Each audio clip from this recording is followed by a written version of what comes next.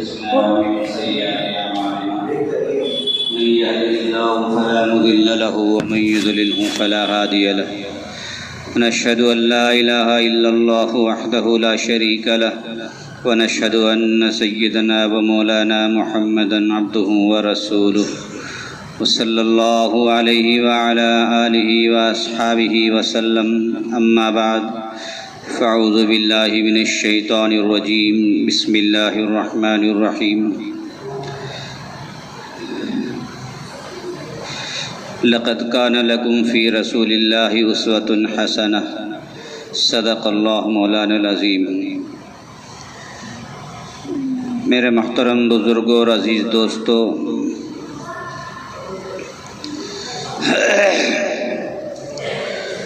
اللہ تبارک و تعالیٰ نے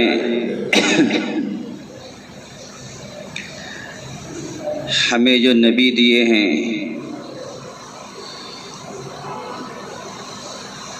وہ امام الانبیاء ہیں، یعنی نبیوں کے امام ہیں، افضل الانبیاء ہیں، یعنی تمام نبیوں میں افضل ہیں، اور سب سے بڑھ کر خاتم الانبیاء ہیں، یعنی نبیوں کے ختم پر آنے والے گویا کہ آخری نبی ہیں، یعنی اللہ کے نبی کے بعد اب کوئی نبی نہیں آئے گا۔ یہ ہمارے نبی کی سب سے بڑی صفت ہے جو دوسرے نبیوں سے ممتاز کرتی ہے۔ 1,24,000 یا اس سے بھی زیادہ جتنے بھی انبیاء کرام آئے ہیں، سب نبی ہیں، ان سب پر ہمارا ایمان ہے۔ اگر ہم ایک بھی نبی کو نہیں مانیں گے ہم مومن نہیں ہو سکتے، یہ ہمارا ایمان ہے۔ اسی کے ساتھ ساتھ میں ہمیں یہ ایمان بھی رکھنا ہے کہ ہمارے جو نبی ہیں وہ خاتم النبیین ہیں، آخری نبی، نبیوں کے ختم پر آنے والے، یعنی اللہ کے نبی کے بعد کوئی نبی نہیں آئے گا۔ یہ ایمان رکھنا، یہ عقیدہ رکھنا، یہ ہمارے لیے فرض ہے۔ اگر ہم ہمارے نبی کو صرف نبی مانیں، صرف رسول مانیں اور آخری نبی نہ مانیں تو ہم مومن نہیں ہیں، ہم مومن نہیں ہیں۔ آخری نبی ماننا ضروری، ورنہ اس طرح سے تو اگر کوئی بھی نبوت کا دعویٰ کرے گا پھر وہ اس پر بھی ایمان لے آئے گا، یہ معاملہ گڑبڑ ہو جائے گا، یہ قرآن کے خلاف ہو جائے گا، شریعت کے خلاف ہو جائے گا۔ اس لیے ہمیں ہمارے نبی کو آخری نبی ماننا، آخری نبی پر ایمان لانا، یہ ہمارے لیے ضروری ہے، فرض ہے۔ ما کان محمد ابا احد من رجالکم ولکن رسول اللہ وخاتم النبیین، قرآن شریف کے اندر ہے۔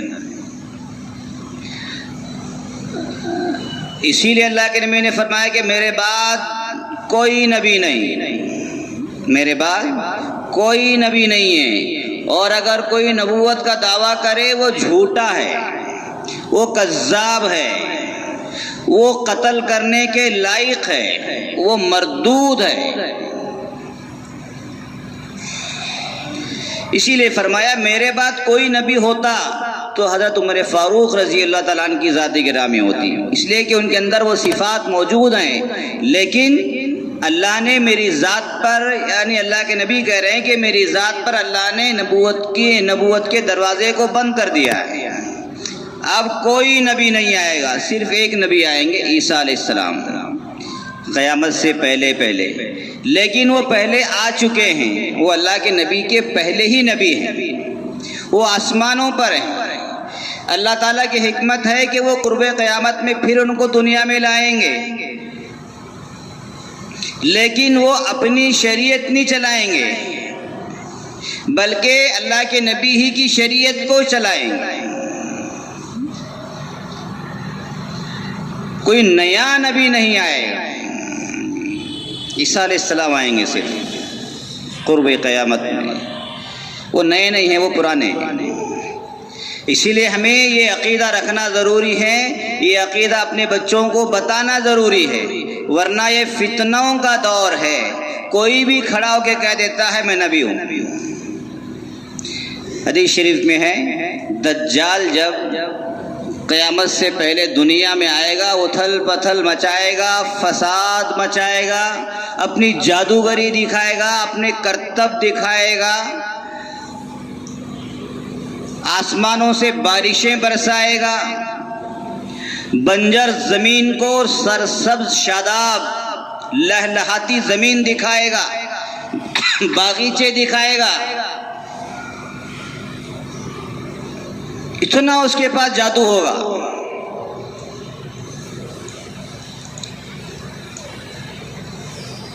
جن کے ایمان کمزور ہوں گے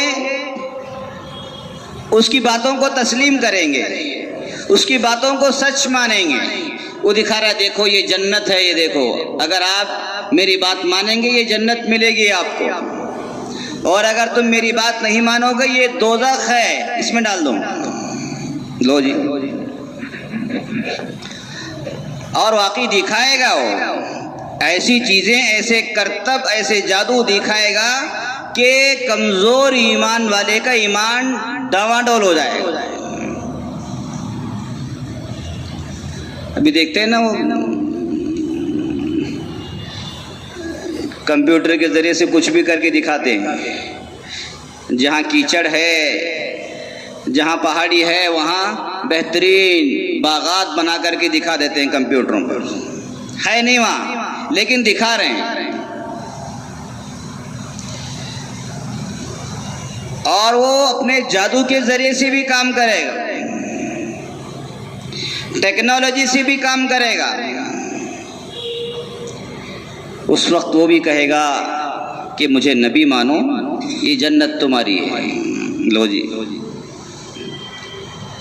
اگر ہمیں یہ پتہ نہ ہو کہ آخری نبی تو ہمارے نبی ہیں، بھائی اس کے بعد کوئی نبی آنے والا نہیں ہے، اگر ہمیں پتہ ہے تو ہم کہیں گے تو جھوٹ بول رہا ہے کہ تو نبی ہے۔ اور اگر پتہ ہی نہ ہو، ٹھیک اچھی بات ہے آپ نبی ہیں، مجھے جنت پہ ڈال دیجیے، اور کیا چاہیے؟ مزے کرنا ہے انسان کو، تو عیش و عشرت کرنا ہے، مستی کرنا ہے، ٹھیک ہے میں آپ کو نبی مان لیتا ہوں، مجھے جنت پہ ڈال دیجیے۔ اور جس نے اس کو نبی مان لیا وہ کافر ہو گیا،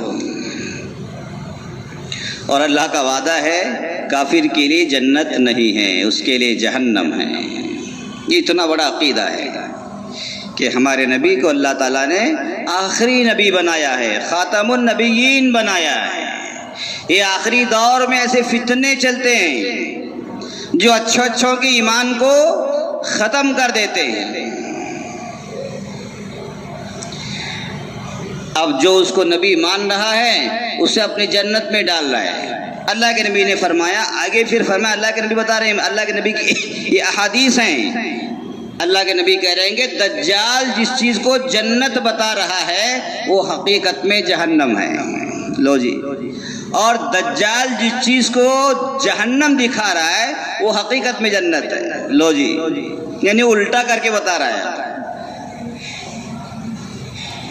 تو ہم آنکھوں سے دیکھ کر کے ہاں بھئی یہ جنت ہے، وہ دجال کو نبی ماننا ہے، پھر آگے چل کر کے خدائی کا دعویٰ کرے گا، میں خدا ہوں، لو جی۔ جس کا ایمان مضبوط ہوگا خدا تو وہ ہے، تو کہاں سے خدا آ گیا؟ ہمارا خدا ایک آنکھ والا نہیں ہو سکتا، تو ایک آنکھ والا ہے، لیکن وہ کرتب ایسے دکھائے گا، وہ جادو ایسے دکھائے گا کہ سامنے والا یقین کر لے گا میں خدا ہوں۔ دجال کہے گا میں خدا ہوں، اس سامنے لگے گا نہیں تم کیسے خدا ہو سکتے ہو، تمہاری تو ایک آنکھ اندھی ہے، نہیں میں خدا ہوں۔ گواہ چاہیے، گواہ، تو وہ ہمارے ماں باپ کو قبروں سے نکالے گا، اٹھائے گا، کھڑا کرے گا اور ان سے کہلوائے گا بولو میں کون ہوں، یعنی ہمارے ماں باپ کو قبروں سے اٹھا کر کے پوچھوائے گا بولو میں کون ہوں۔ ہمارے ماں باپ اٹھ کر کے کیا کہیں گے پتا ہے؟ ہاں یہ خدا ہے، لو جی۔ اگر ہمارے ماں باپ ہی اس کو خدا مان رہے ہوں تو ہم کیوں نہیں مانیں گے؟ امی ابا بولنے لگے انہیں خدا ہے ہمارا گھر کو، تو مانتے کہ نہیں مانتے؟ وہ دکھائے گا یہ سب دجال. وہ ماں باپ کہیں گے ہاں یہ خدا ہے. اب کیا کہیں گے آپ؟ ہاں ٹھیک ہے، پھر جو امی ابا بول رہے تو ہمیں مان لیتے خدا ہے تمہیں، بس مان لیا خدا، کفر میں مبتلا ہو گئے. اللہ کے نبی نے یہ باتیں سب پہلے بتا دی تاکہ امت ہوشیار رہے. وہ شعبدہ بازی کرے گا، وہ جادوگری کرے گا، وہ ٹیکنالوجی کا استعمال کرے گا، سچ کو جھوٹ، جھوٹ کو سچ بنا کر کے پیش کرے گا. حقیقت میں وہ جو ماں باپ کو جو اس نے قبروں سے اٹھائے ہیں، ہو سکتا ہے وہ جنات ہوں، وہ ماں باپ کی شکل میں آ کر کے بول رہے ہوں. ضرور نہیں وہ ہمارے ماں باپ ہوں، لیکن شکل ان کی ماں باپ کی ہوگی ہماری. تو یہ دجال اس انداز سے دعوے کرے گا. اس لیے ہمیں علم دین کو حاصل کرنا، علم دین کی معلومات رکھنا، شریعت کی باتوں کو پورا دھیان سے رکھنا، اور جو ہمارے عقیدے ہیں، جو ہمارے ایمانیات میں سے ہیں، ان کو یاد رکھنا ضروری ہے. ورنہ ایسے فتنے آئیں گے کہ انسان کفر میں مبتلا ہو جائے گا. حدیث شریف میں ہے ایک بندہ ایسا ہوگا صبح کو مومن ہوگا، شام کو کافر ہو جائے گا. بندہ شام کو مومن ہوگا، صبح کو کافر ہو جائے گا. یعنی کافر ہونے کے لیے دیر نہیں لگے گی، اتنے فتنے آئیں گے. اسی لیے حدیث شریف میں ہے اس وقت بندہ اپنے ایمان کو بچانے کے لیے بستیوں کو چھوڑ کر کے جنگل میں جائیں. صرف ایک ہی جگہ ہوگی ایمان کے بچانے کی، وہ جنگل پہاڑ ہوں گے. بستیوں میں ایمان نہیں بچے گا اس وقت، اس لیے کہ اتنے فتنے برپا ہوں گے.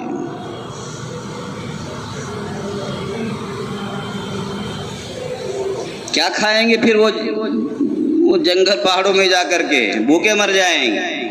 حدیث شریف میں ہے وہ لا الہ الا اللہ پڑھیں گے ان کا پیٹ بھر جائے گا، وہ سبحان اللہ کہیں گے ان کا پیٹ بھر جائے گا، وہ الحمدللہ کہیں گے ان کا پیٹ بھر دیں گے اللہ تعالیٰ. کیوں؟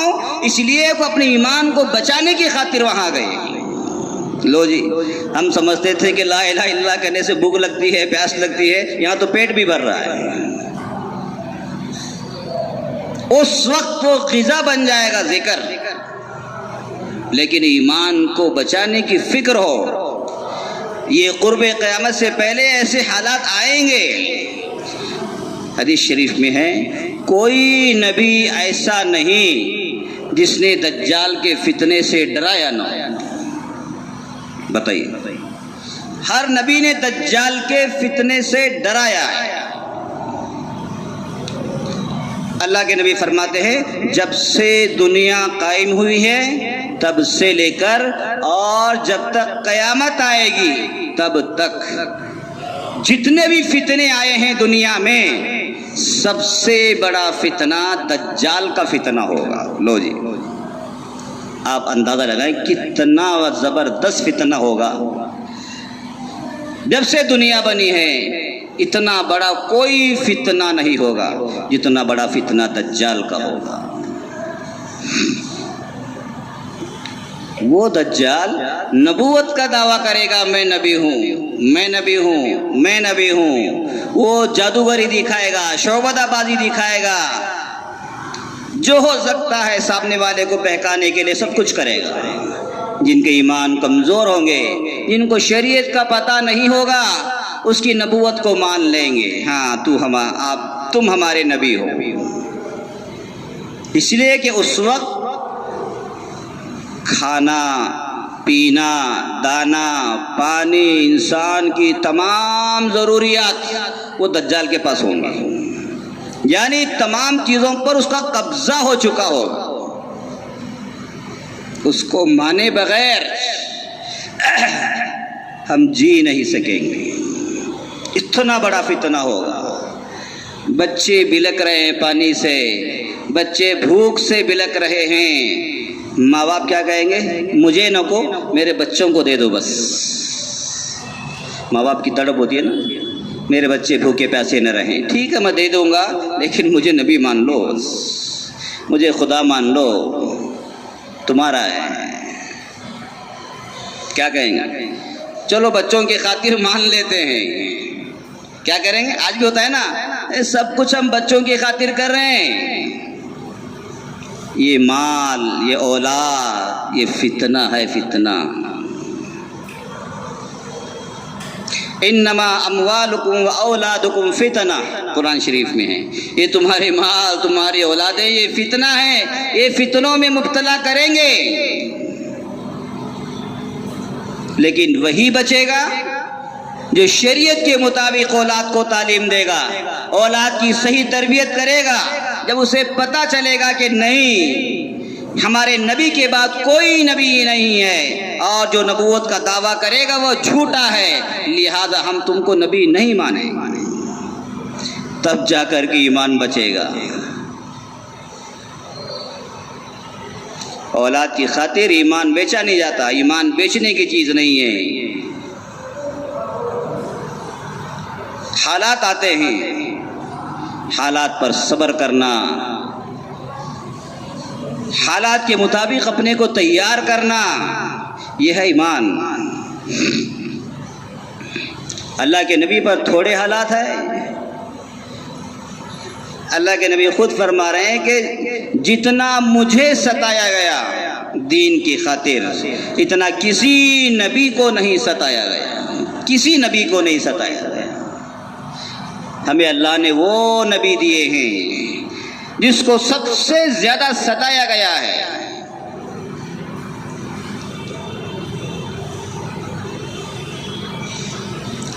اسی لیے تو اللہ نے ہمارے نبی کو امام الانبیاء بنایا، افضل الانبیاء بنایا، خاتم النبیین بنایا ہے۔ حدیث شریف میں ہے کل قیامت کے روز 120 صفحے ہوں گی، مومنین کی 120 صفحے ہوں گے۔ میدان حشر میں کتنی صفحے؟ 120 صفحے لگی ہوئی ہوں گی، یعنی آدم علیہ السلام سے لے کر ہمارے نبی حضرت محمد مصطفیٰ صلی اللہ علیہ وسلم کی جتنی بھی امتیں ہیں ان سب کی 120 صفحے لگی ہوئی ہوں گی، اس میں 80 صفحے امت محمدیہ صلی اللہ علیہ وسلم کی ہوں گی۔ آپ اندازہ لگائیں کتنی ہوں گی؟ 80 صفحے اس امت کی ہوں گی۔ باقی آدم علیہ السلام سے لے کر عیسیٰ علیہ السلام تک جتنے نبی آئے ہیں ان سب کے ماننے والوں کی کتنی صفحے رہ گئی؟ 40۔ ان سب کی 40 صفحے ہوں گی، اتنے جو نبی آئے ہیں، اور صرف ہمارے نبی کی جو صفحے ہوں گی، یعنی ہمارے نبی کو ماننے والوں کی 80 صفحے ہوں گی۔ اللہ کے نبی پر حالات ایسے آئے ہیں، اللہ کے نبی نے بہت حالات کو جھیلا ہے، صبر کیا ہے، اور صحابہ کو صبر سکھایا ہے۔ دین کی خاطر بہت کچھ صبر کرنا پڑتا ہے۔ ادھر یہودی اللہ کے نبی کے دشمن، ادھر کفار مکہ اللہ کے نبی کے دشمن، ادھر مشرکین مکہ اللہ کے نبی کے دشمن، خود چچا وغیرہ دشمن، رشتہ دار دشمن۔ اتنے لوگ جب دشمن بن جائیں تو آدمی، آپ اندازہ لگائیں کہ خود کا جینا مشکل ہو جاتا ہے، لیکن اللہ کے نبی نے خود تو جیا ہی ہے، اس کے ساتھ میں اس دین اسلام کو پروان چڑھایا ان حالات میں۔ آپ اندازہ لگائیں، کوئی کسی کا دشمن ہو جائے محلے میں، گھر چھوڑ کے چلا جاتا ہے انہیں، دوسرے محلے میں جا کے شفٹ ہو جاتا ہے، کیا کرنے کے یہاں روکو، یہاں سب آجو باجو سب دشمناں سے، اور اللہ کے نبی کے چاروں طرف دشمن، جانی دشمن، جان کو مارنے والے، اللہ کے نبی کے طاق میں رہنے والے ایسے دشمن۔ یہ نہیں کہ سامنے اچھائی پیچھے برائی، نہیں، سامنے تلوار لے کے ٹھہرنے والے دشمن۔ ان حالات میں بھی اللہ کے نبی تب تک مکہ مکرمہ میں رہے ہیں جب تک اللہ کا حکم نہیں آیا۔ محنت کرتے رہے، کرتے رہے، کرتے رہے، 13 سال تک محنت کرتے رہے۔ کتنے؟ چند لوگ ایمان لائے، چند لوگ، 70-80 لوگ ایمان لے آئے 13 سال کی مدت میں۔ آپ اندازہ لگائیں ان حالات میں کیسی محنت کیسی تڑپ کے ساتھ اللہ کے نبی نے زندگی بسر کی ہو۔ ایک یہودی آیا، یعنی اللہ کے نبی کو ٹیسٹ کیا کرتے تھے، ٹیسٹ دیکھیں یہ نبی ہے بھی کیا نہیں ہے۔ ایک تو جسمانی تکلیف دیتے تھے، ذہنی تکلیف دیتے تھے، اور سامنے والے یہودی وغیرہ ایسے تھے کہ اللہ کے نبی کو ٹیسٹ کر کے دوسرے مسلمانوں کے ایمان کو شک میں مبتلا کرنا چاہتے تھے۔ جب کسی پر شک ہو جائے پھر اس بندے پر یعنی بھروسہ ختم ہو جاتا ہے۔ تو ایک یہودی آیا، کہنے لگا میں آپ پر ایمان لاؤں گا، لیکن میری ایک شرط ہے کہ میں آپ کو یہ کھجور کی گٹھلی دے رہا ہوں، یہ گٹھلی آج بوئیں گے، کل وہ پیڑ ہونا چاہیے، بڑا ہونا چاہیے، اور کل ہی اس پر کھجور لگنے چاہیے۔ ایسی بھی کوئی شرط ہوتی ہے کہ وہی ایک دن میں ہی پیڑ پر پھل آ جائے، ایک دن میں ہی بیج بو کر کے؟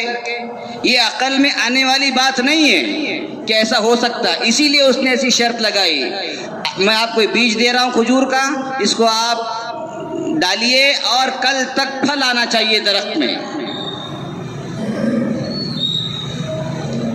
اب وہ ظاہر سی بات ہے، اللہ کی ذات پر جس کا جتنا بھروسہ ہوگا اسی اعتبار سے بات کرے گا۔ اگر ہمیں کوئی کہنے لگے آج تم بیج بو کل پھل آنا چاہیے، ہم کو مار دیں گے سامنے والے کو، یہ بھی کوئی شرط ہوئی تمہاری؟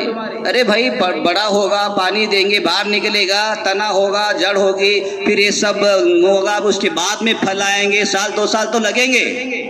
لیکن وہ یہودی بڑا چالاک تھا، اس انداز سے شرط لگائی اللہ کے نبی پر کہ آپ بیج بوئیے اور کل تک پھل آ جانے چاہیے، اگر پھل آ گئے میں آپ پر ایمان لے آؤں۔ اللہ کے نبی نے وہ بیج لیا، گٹھلی، کھجور کی گٹھلی، ٹھیک ہے انشاءاللہ اللہ نے چاہا تو کل تک پھل آ جائے گا۔ کیا ایمان ہوگا اللہ کے نبی کا، آپ سوچ کے دیکھیں اسے، یہ ہو ہی نہیں سکتا کہ دوسرے دن پھل آ جائے۔ اللہ کے نبی نے وہ گٹھلی لی اور لے کر کے زمین میں ڈال دی اور کہا ٹھیک ہے کل ملاقات کریں گے، کل اسی جگہ ملاقات کریں گے جہاں ہم نے بیج کو ڈالا ہے۔ اللہ کے نبی چلے گئے، وہ یہودی بھی چلا گیا، وہ چلا تو گیا لیکن اس کے دماغ میں سکون نہیں، اطمینان نہیں۔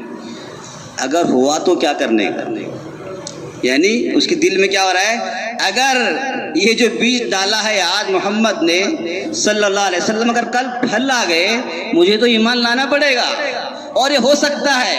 یہ دیکھیے وہ دل میں سوچ رہا ہے یہ ہو سکتا ہے کہ کل پھل آ جائیں، اس لیے کہ یہودی اللہ کے نبی کو حق مانتے تھے لیکن ان کی چودراہٹ ختم ہونے کا ڈر تھا، ان کی کرسی نکل جانے کا ڈر تھا۔ یہ پہلے سے چل رہا ہے یہ کرسیوں کے مسئلے،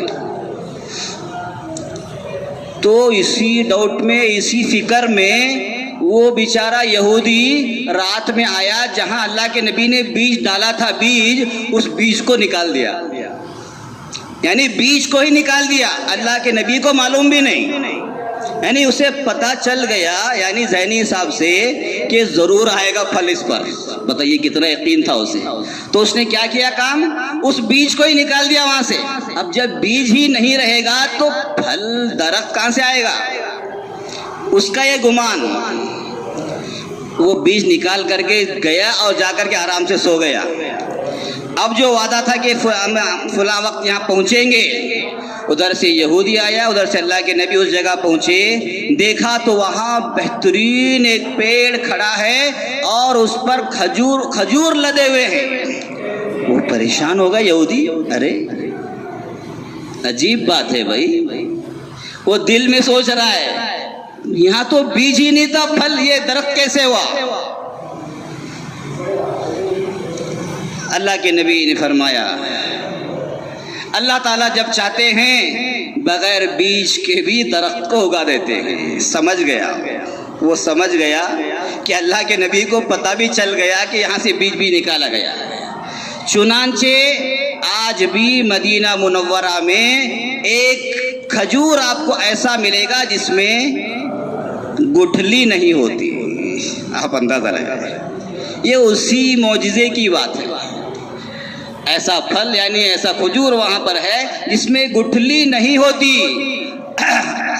اب کچھ عقل مند ہوتے ہیں کہ بھئی جب بغیر گٹھلی کے ہو گیا، اب اگلی جو نسل ہے اس کھجور کی وہ کیسے چلے گی؟ وہ بھئی درخت کے لیے گٹھلی تو چاہیے بونے کے لیے.